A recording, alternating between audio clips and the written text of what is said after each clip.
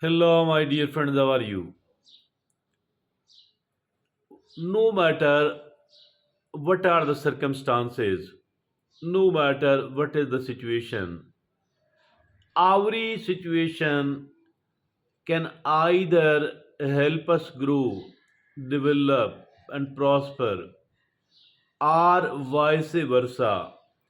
It could cause a certain amount of damage, destruction, or any every bad thing.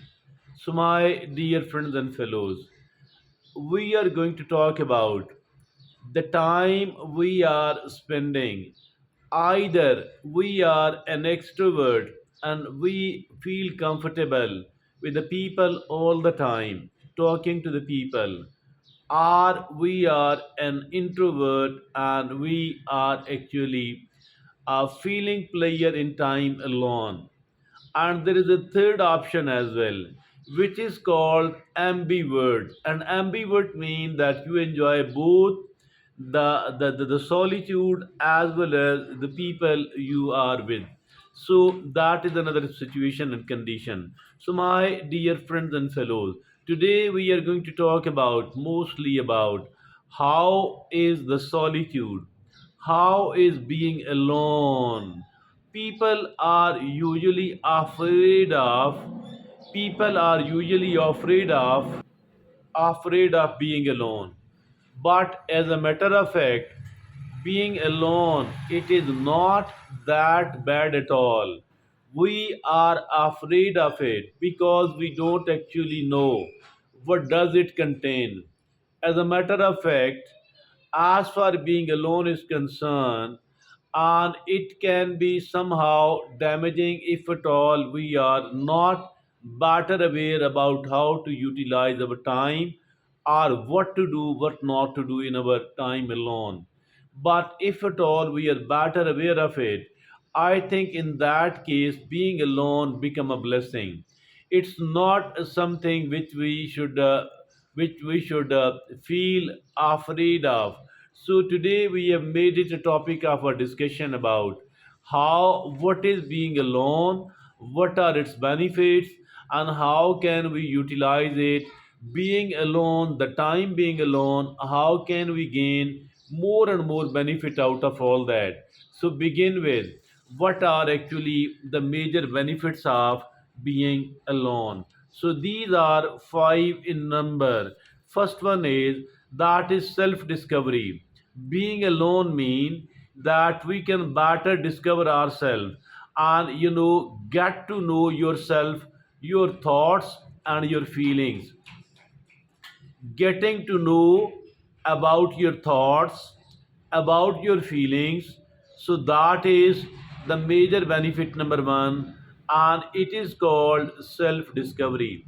Now, the second major benefit of being alone is increased productivity. Increased productivity, and we can become more productive and even more productive by being alone because we can better focus on the task, and that too without any sort of distraction, without any sort of interruption. We can focus and concentrate upon our agenda, and that is why it is called increased productivity. Now, the third major benefit is improved mental clarity. Improved mental clarity. And it is because we can better clear our mind and reduce the stress level as well. So, the third major benefit is improved mental clarity. The fourth major benefit of being alone is boosted creativity.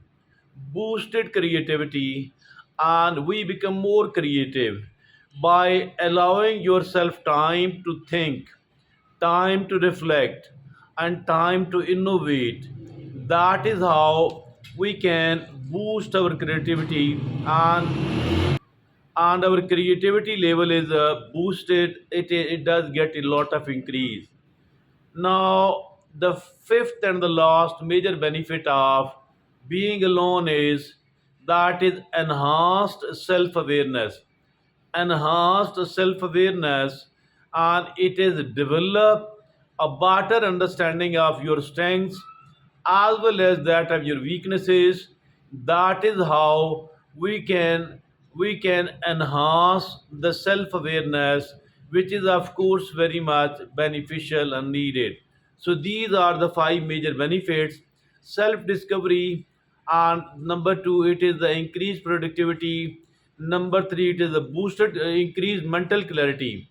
The third is improved mental clarity. The fourth is boosted creativity. And the fifth and the last is enhanced self awareness.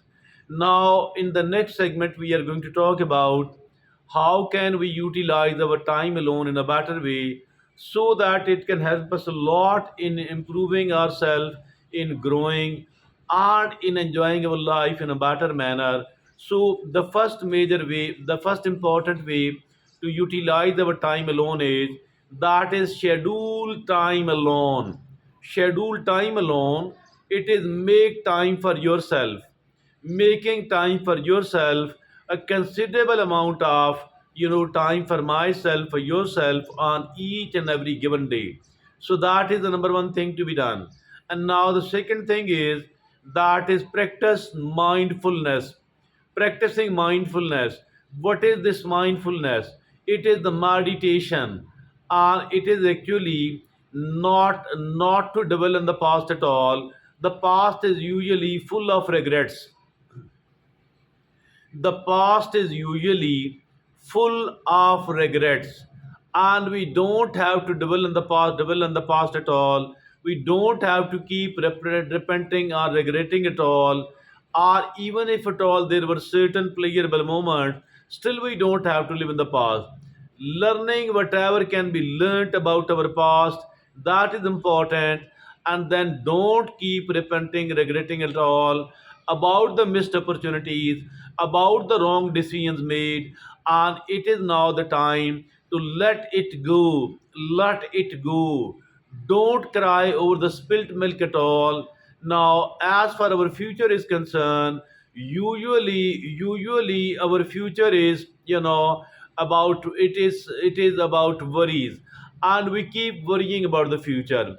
While the mindfulness says that not to regret about your past at all, not to worry about your future at all, rather to focus and to concentrate upon the present moment. Focusing and concentrating upon the present moment, and that too without any sort of judgment. Judgment mean not to form an opinion, not to take a decision about somebody, about something, or about the action of somebody, and it is somehow not to be judgmental at all, but focus on the present moment. It is called, practice mindfulness, and it is tremendously beneficial in minimizing our mental stress level on the one hand. On the other hand, it boosted our creativity, it boosts our productivity. Boosting our creativity, boosting our productivity, minimizing the stress level, and we can lead a happy and a productive life simply because of practicing the mindfulness. And that is what we need to do on a daily basis, and particularly if at all we are alone. Now the fourth important activity, the third important activity is engage in the solo activities. Engaging in the solo activities like reading, like writing, like drawing, like physical exercises. I think at least 10 activities should be enlisted. At least 10 activities should be enlisted, and we should try to do all that in our free time as a solo activities. Now, the fourth important activity for the time alone, it is take solo trips, taking off solo trips. And how can we take the solo trips? By exploring new places and meeting new people. By exploring new places and by meeting new people, we need to take the solo trips. And now the fifth and the last major benefit of being alone is that is learn to enjoy silence. Learning to enjoy the silence. That is also very important. Find comfort in the quiet moments.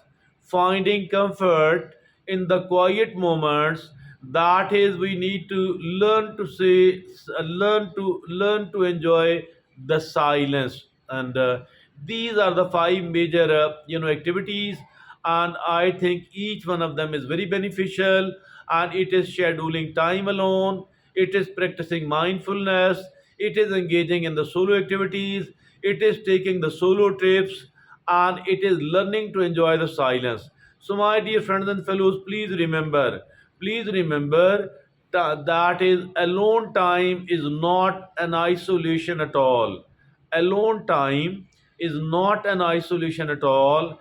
It's an opportunity rather for the reflection, for the self improvement, and for the growth as well. It is an opportunity for the reflection, for the improvement, and for the growth as well. So I think it is highly beneficial. It is not bad at all. It's not curse at all.